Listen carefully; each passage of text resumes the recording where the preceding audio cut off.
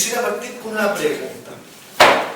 ¿Cuáles han sido los momentos que tú has tenido que han sido los más alegres? O momentos alegres en tu vida. Que puedan imaginar. Momentos alegres en su vida. ¿Pueden pensar algunos momentos alegres? ¿Los momentos más alegres? ¿Sí? Quizás fue algo que han tenido que esperar por mucho tiempo y finalmente pudiste realizar algo. O que querías ver a un ser amado que estuvo lejos y se pudieron ver y abrazar. O también pudieron reconciliar con una persona después de un tiempo largo. O quizás fue un objetivo que pudiste cumplir, ¿cierto? Ahí cada vez cuando nosotros quizás vamos pensando, la cara se nos llena de una sonrisa al solamente pensar de esos momentos alegres. O también pudo ser el nacimiento de un hijo, o de un nieto, ¿cierto? De un ser querido. Bueno, momentos como estos son los que reflejan alegría, pero reflejan también algo más profundo. Es algo divino, que Dios ha estado ahí presente, porque ha estado obrando en nuestras vidas, que viene por parte de Dios.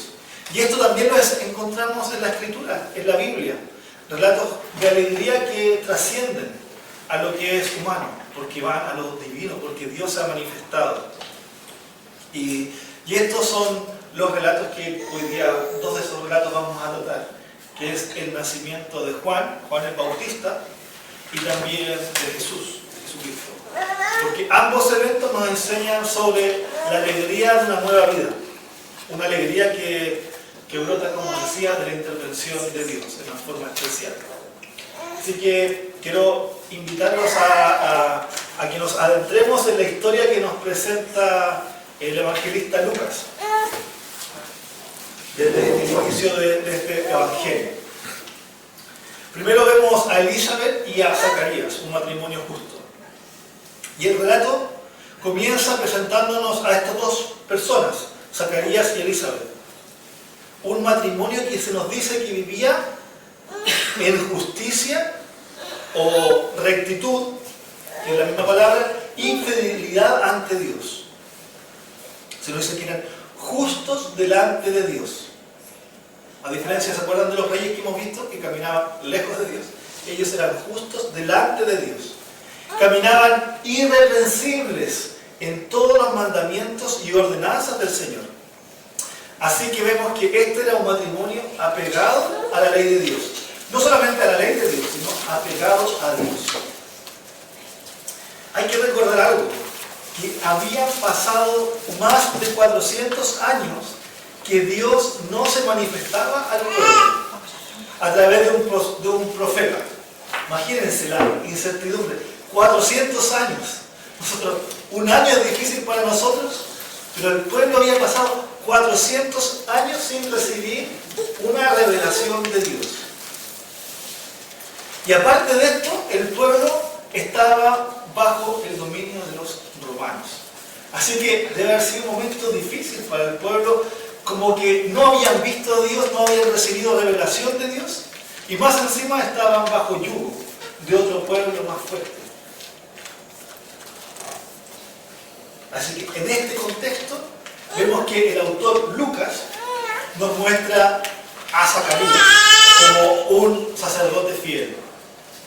Zacarías decía que nos dice la palabra que servía como sacerdote, un rol que, primera parte, requería dedicación, pureza, tenía que comportarse según la ley y conocimiento de la ley de Dios.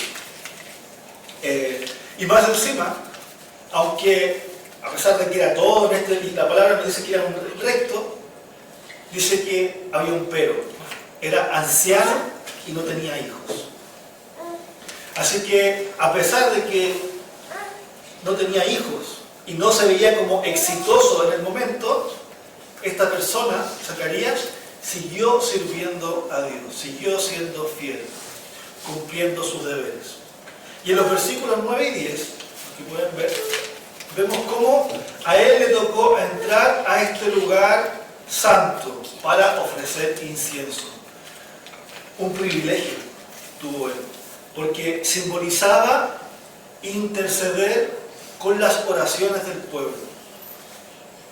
Así que la fidelidad de Zacarías en su servicio sacerdotal nos recuerda que incluso en épocas que son difíciles, en épocas que a veces no sentimos a Dios, en épocas que no vemos la mano de Dios en nuestras vidas, por este silencio divino más de 400 años, Dios sigue perseverando y manteniendo, preserva un remanente fiel en su pueblo. A pesar de que Dios no se vea, Dios mantiene un remanente fiel. Y al mismo tiempo, junto con Zacarías, vemos a su esposa, Elizabeth, también como una mujer fiel. Y se nos dice que Elizabeth también era de la descendencia de Aarón, lo que significa que ella estaba conectada con su linaje del servicio a Dios. Pero, de nuevo, un pero. Sin embargo, la tristeza sí estaba en ella, la esterilidad. Y hay que conocer que el contexto para las mujeres de ese tiempo era aún mayor que para las mujeres de este tiempo, que no podían tener hijos. Porque había una carga emocional, personal, pero no solamente personal, sino también cultural. Había un reproche por lo general con estas mujeres, que eran estériles. Pero a pesar de eso, no perdió su confianza en Dios.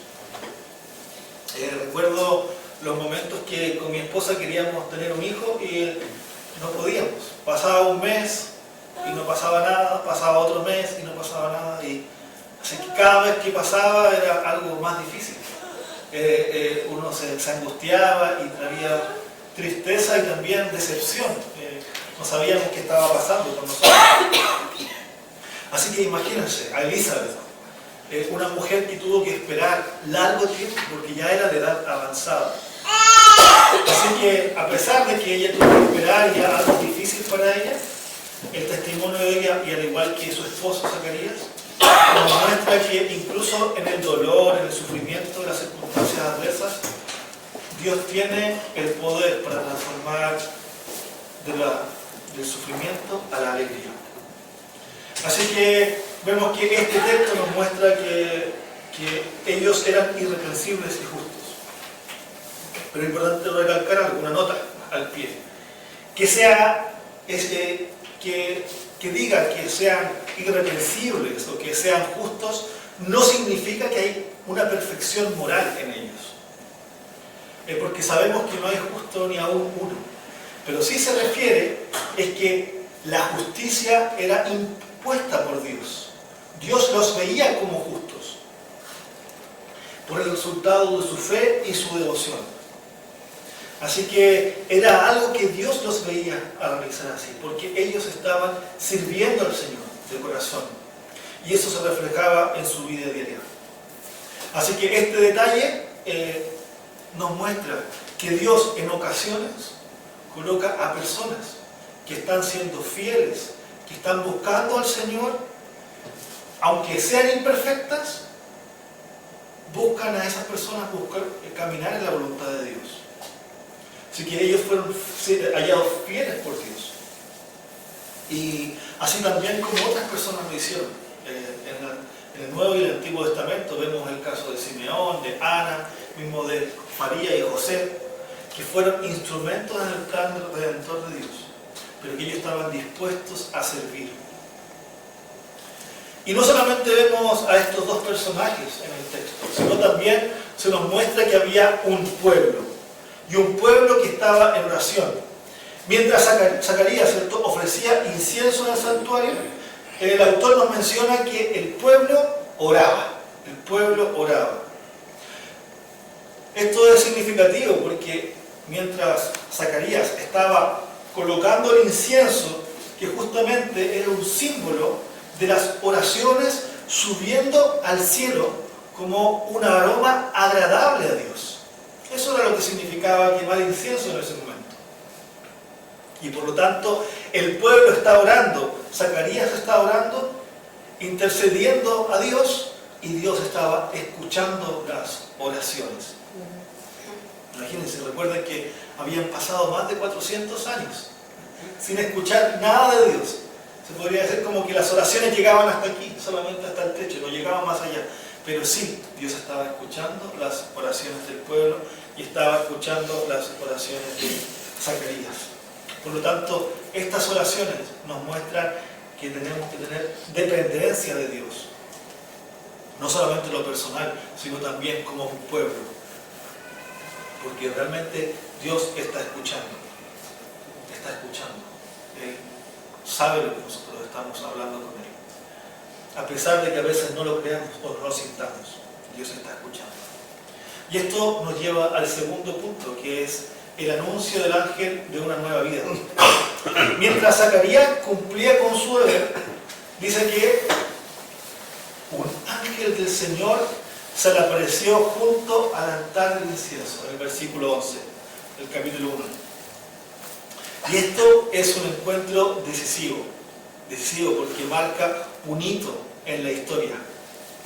Después de 400 años, ¿cierto? Recordemos, no habían tenido comunicación con Dios de esa forma, profética. E incluso era más. La última vez que habían visto un ángel había sido más de 1100 años atrás. Y eso se relata en Jueces 13, cuando un ángel del Señor se le apareció a las padres de Sansón para anunciar también un nacimiento. Más de 1100 años que no pasaba algo como eso. Así que sabemos que este anuncio, la aparición de un ángel, era algo importante. No era cualquier cosa. Y la respuesta de Zacarías, la primera reacción ante el ángel, primero fue de temor. Una respuesta normal, porque ante algo sobrenatural que nunca había visto, algo que nunca había conocido. Y es por eso que él reaccionó ante este ser. Recordemos que los ángeles no eran seres así como bonitos, chiquititos. Los ángeles eran guerreros, eran hombres fuertes, eran seres fuertes, son seres fuertes. Entonces su manifestación también era fuerte. Entonces, cada vez que aparece un ángel, la gente revisa con temor, porque ve ante el poder que se están enfrentando, como un mensajero de Dios. Y es aquí donde el ángel le dice estas palabras: no temas, no temas, porque dice, tu oración ha sido oída. Tu mujer Elizabeth te dará a luz un hijo y llamará su nombre Juan. Es el versículo 13. Así que el anuncio que Dios estaba dando por medio de este mensajero, de este ángel poderoso, era un hijo. Era el anuncio de vida de alguien especial. Por lo que ese anuncio de ese hijo para Zacarías y Elizabeth no solamente respondía a un deseo personal de estas dos personas, de este matrimonio, sino también un deseo para el pueblo, para todas las personas que estaban ahí. Y para preparar el camino para el Salvador. Lo interesante es que la oración de Zacarías no la conocemos, pero sí la podemos ver de forma implícita en las palabras que dijo el mismo ángel. Porque probablemente Zacarías y su esposa estuvieron orando por mucho tiempo por un hijo. Y probablemente Zacarías, mientras estaba representando en el pueblo las oraciones, él hizo esa oración personal. Tu oración ha sido escuchada. ¿Y cuál fue la oración? Querían un hijo, querían descendencia, querían bendición para ellos y para el pueblo. Por lo tanto, esa oración había sido escuchada por Dios. Y lo interesante es que a pesar de la justicia y la fidelidad y que ellos habían estado orando, que habían sido un matrimonio en necesidad y querían tener un hijo, ¿cierto? Ellos de edad avanzada siguieron orando. Sabían que estaban en edad avanzada, que era difícil que sucediera eso, pero él siguió orando, a pesar de la imposibilidad que ya había, a pesar de que su esposa era estéril, de edad avanzada, y él dice que era un viejo. Él siguió orando. Pero no todo fue perfecto con Zacarías. No se nos muestra, generalmente en la Biblia no se nos muestra todo como las personas perfectas. Porque a pesar de que él había estado orando por el hijo, había estado ejerciendo el rol como sacerdote, como aparte estaba intercediendo por el pueblo, estaba elevando oraciones fragantes a Dios. Y a pesar de que había visto a un ángel del Señor, dice nos dice el texto que tuvo dudas, dudó.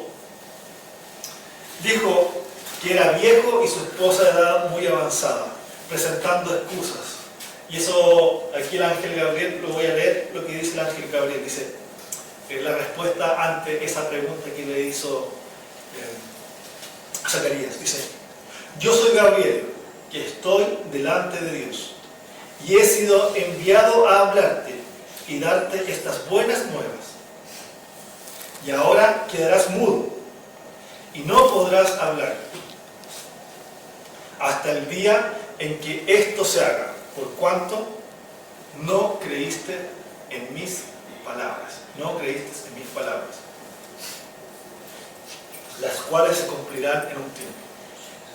Entonces dijimos, era un hombre fiel, era sabio, conocía la palabra de Dios, aparte había visto el ángel, y a pesar de esto tuvo dudas.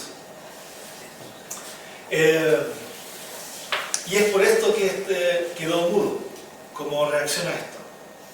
Lo interesante es que el texto nos menciona que el hecho de que la duda de Zacarías, Dios la puso para el bien del pueblo, porque gracias a esa duda y porque quedó mudo, el pueblo pudo reconocer que algo le había pasado. Se había alumbrado más de lo común en el lugar santo y en el santuario, y es gracias a esto es que el pueblo reconoce de que había sucedido una intervención divina.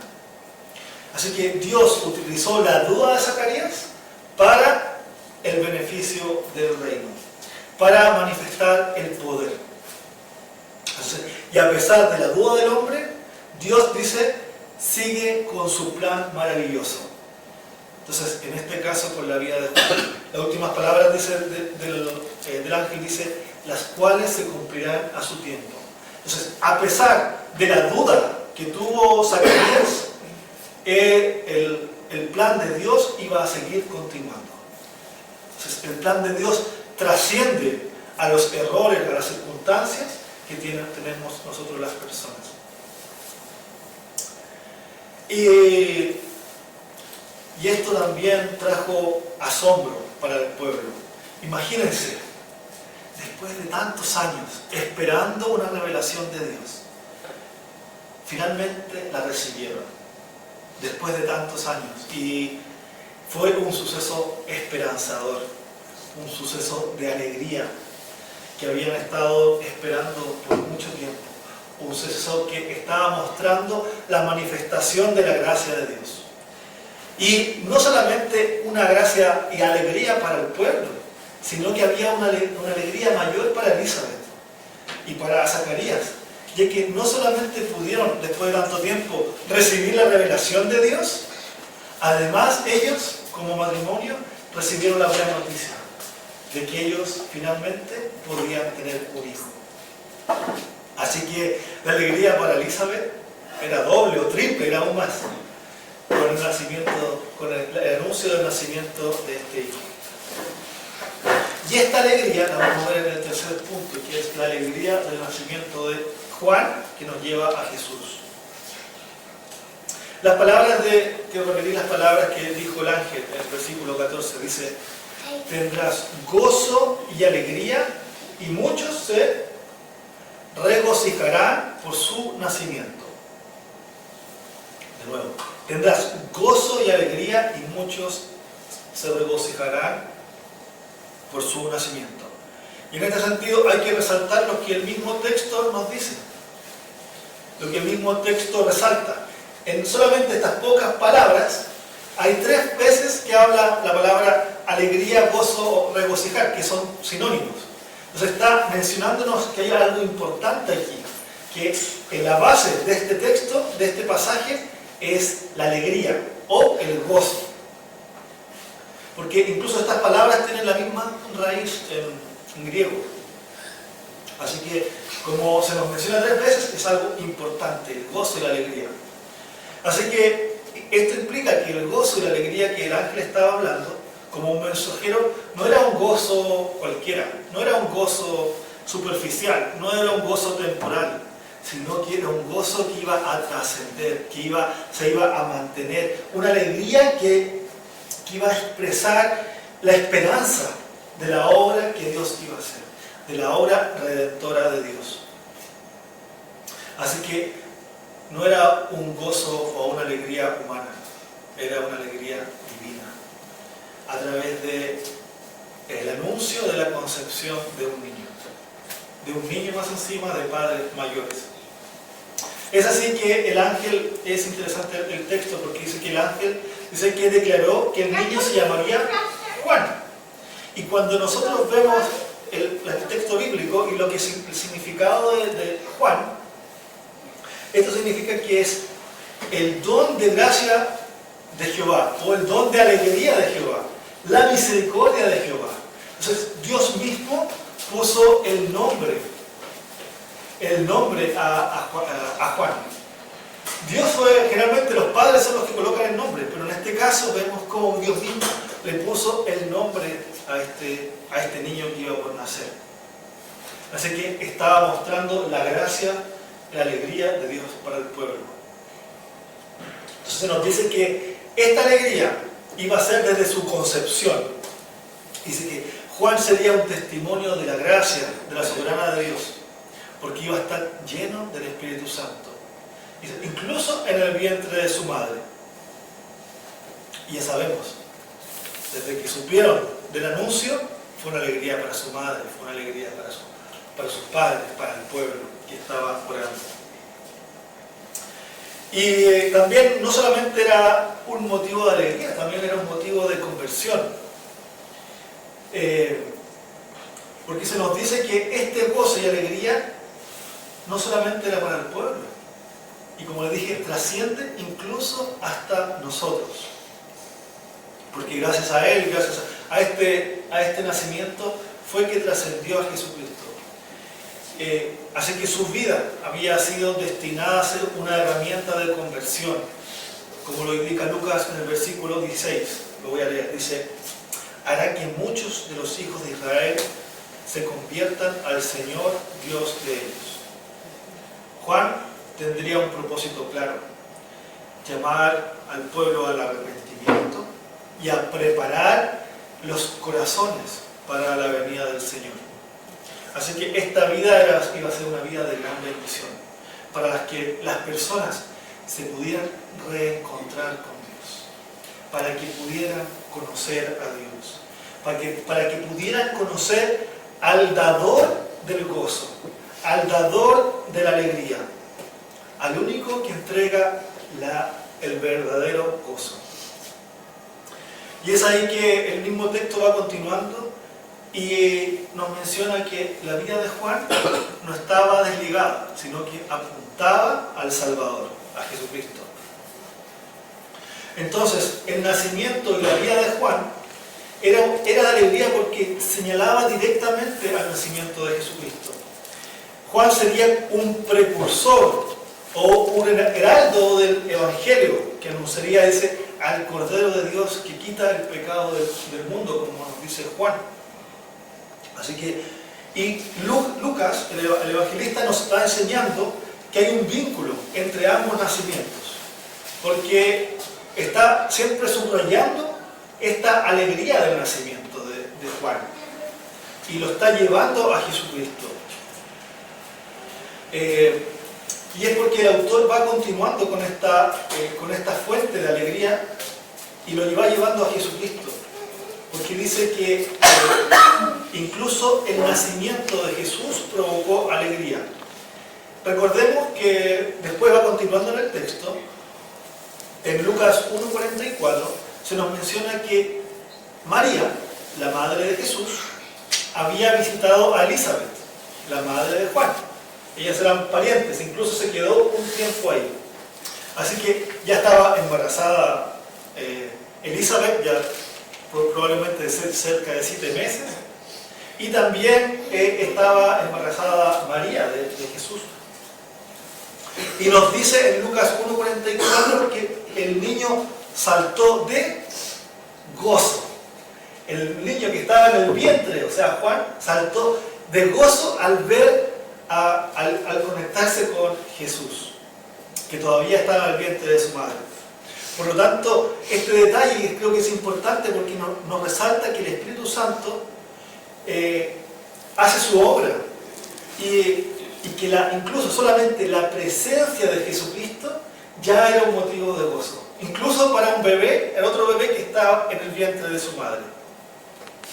Y esto no queda solamente ahí, porque Lucas continúa en el capítulo 2, en el versículo 10 y 11, cuando relata cómo el ángel se presenta delante de unos pastores que eran humildes, que estaban en la noche cuidando a sus ovejas en el rebaño, en la región de Belén, y dice así, el ángel les dice a ellos: buenas noticias de gran gozo para todo el pueblo. Y ¿cuáles eran esos motivos de gran gozo? Que había nacido el Salvador. Así que este gozo se extiende más allá de estos pastores, se extiende más allá de estas personas que estaban alrededor de Zacarías o de Elizabeth. Es un gozo universal, porque realmente el Salvador ha venido al mundo para traer vida, reconciliación y salvación. Y la misma vida de Juan nos llevaba a la vida de Jesucristo. Vamos terminando con algunas observaciones. La alegría de la nueva vida en Cristo. Esta es la primera observación, la alegría de la nueva vida en Cristo. El nacimiento de Jesús, o sea, de Juan, nos va apuntando a la venida de Jesús. Y su vida de Juan es un reflejo de la gracia divina. Incluso también este es un llamado para nosotros, como hijos de Dios, que somos llamados a reflejar la alegría, la gracia de proclamar el Evangelio, que es un Evangelio de buenas noticias, una buena noticia. Así que este es un llamado a estar alegres ante las circunstancias, que recordando, ¿cierto?, que tanto el nacimiento de Juan el Bautista como un representante de la humanidad que estaba llevando a Jesucristo, es que también nosotros podamos vivir la alegría que el nacimiento de Jesucristo trajo al mundo. Por otra parte, cuando estemos en momentos de tristeza o incertidumbres, podemos recordar que la mayor razón de la alegría es la salvación en Jesucristo. Es, al igual que Juan estaba llevando, ¿cierto?, la alegría al mirar a Jesucristo, nosotros también en cualquier circunstancia podamos recordar que el nacimiento de Jesús es las mayores alegrías, el mayor gozo que nosotros podamos tener, que es un gozo que no cambia a pesar de las circunstancias que puedan existir, a pesar de que no lo escuchemos por 400 años, a pesar, ¿cierto?, de que seamos estériles o no estén funcionando las cosas. Dios está ahí presente. Y el mayor motivo de gozo y alegría no tiene que ser en el día a día, las cosas del día a día, sino que en Jesucristo. O sea, puede ser también, pero especialmente en Jesucristo. Y esto también nos lleva a que podamos reconocer y pedir perdón a Dios por nuestras vidas. Porque Dios, el Todopoderoso, envió la vida de su Hijo para asegurarnos el perdón de pecados, para asegurarnos vida, para asegurarnos que ante cualquier circunstancia podemos confiar de que la vida no está en nosotros, sino que en la vida de este recién nacido, del Salvador, de Dios mismo, hecho hombre. Así que este impacto no solamente le llegó a Juan y al pueblo, sino que también nos llega hoy en día. Porque así tal como Juan el Bautista fue preparado para un propósito divino, nosotros también podemos orar para que nuestras vidas también apunten a Jesucristo, apunten en alegría al mundo, para que también nuestros hijos sean un instrumento de alegría y de gozo para los demás, para todo el mundo. Por lo tanto, podemos seguir instruyendo a nuestros hijos, instruyendo a los niños de nuestra iglesia, a nuestros cercanos. Y ahí está la importancia de que los instruyamos en el conocimiento de Dios, para que sus vidas no se reflejen a sí mismos, sino que estén reflejando el nacimiento de Jesucristo. Porque Él es el mayor motivo de importancia. No hay nadie como Él que pueda dar vida. Así que esperamos que estos niños puedan ser un motivo de alegría para el mundo. Y como nosotros también fuimos niños, que nuestras vidas también puedan reflejar la alegría y el gozo para el mundo. Vamos a hacer un pequeño resumen de la contextualización. Dios propició para la venida de Jesucristo, primero, a personas que estaban dispuestos al servicio. Estaban dispuestos. Personas que estaban siendo fieles, que estaban actuando conforme a la palabra del Señor. Sabemos que la justicia no era perfecta, pero sí estaban siendo fieles. Una familia que estaba alegre al recibir un hijo. Personas también que estaban llenas de gracia, como en el caso de María y de José. Y también un ambiente que estaba propiciando las oraciones al Señor, que estaba conectado con Dios, incluso ante situaciones adversas. Por lo tanto, el nacimiento de Juan el Bautista y principalmente el nacimiento de Jesucristo nos recuerda que la alegría verdadera no proviene de nosotros, sino que proviene de Dios. Es algo externo a nosotros, que viene de arriba. No va de abajo hacia arriba, sino de arriba hacia abajo. Así que, y además, esa es una alegría que trasciende a cualquier circunstancia que estemos viviendo.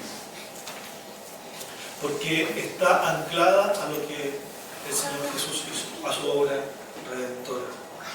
Así que hoy, como cada domingo, como cada día, podemos celebrar realmente la gracia de Dios en nuestras vidas. Podemos proclamar con gozo, con alegría que Jesús nació, que vivió, que murió y resucitó para darnos la vida.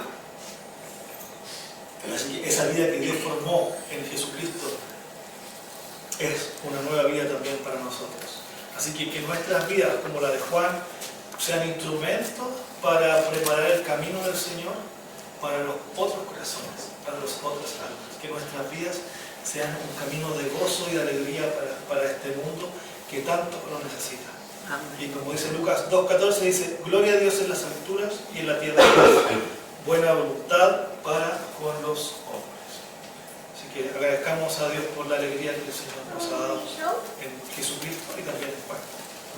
Señor Santo, Dios Todopoderoso, muchas gracias por la vida, por la nueva vida que usted ha creado, por esa vida espectacular que creó en Jesucristo, que ahora resucitó y está vivo, Padre Santo, en el cielo, reinando, y también por la vida de hombres como la de Juan, que fueron instrumentos para su presencia, instrumentos de gracia para el mundo, para el pueblo.